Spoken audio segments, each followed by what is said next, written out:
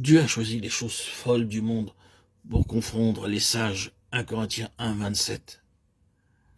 Est-ce à Corinthe seulement que les croyants avaient besoin de cet enseignement-là? N'y a-t-il pas en tout homme une sagesse qui ne vient pas de Dieu et qui est toujours prête à se croire capable de comprendre la parole de Dieu sans se mettre en communication directe avec le Dieu vivant?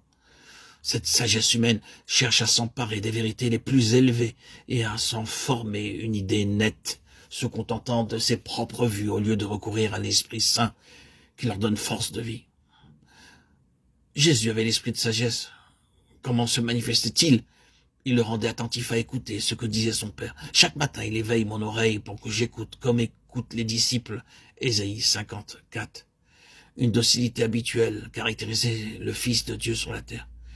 C'est aussi par là que se manifeste la présence de l'Esprit en nous. Il dira tout ce qu'il aura entendu. Jean 16, 13. La vie est la lumière.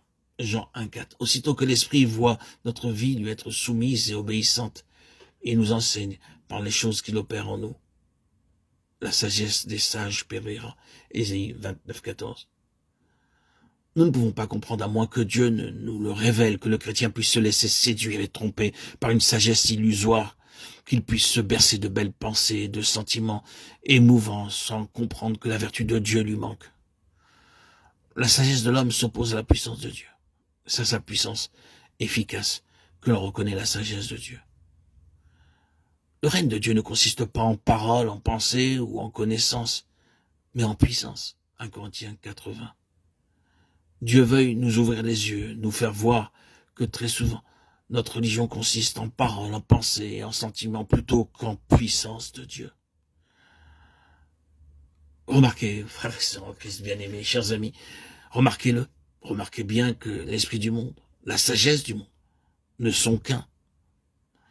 Ah, la légèreté avec laquelle un grand nombre de chrétiens se livrent sans crainte,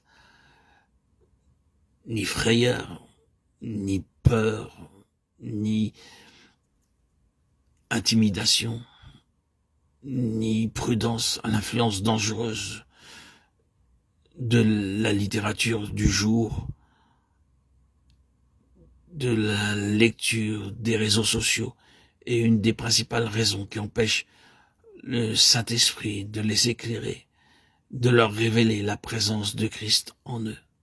Ils passent leur temps à scroller sans laisser l'Esprit se frayer un chemin, sans parler de ce qu'ils voient comme chose impudique. L'Esprit ne peut résider en eux.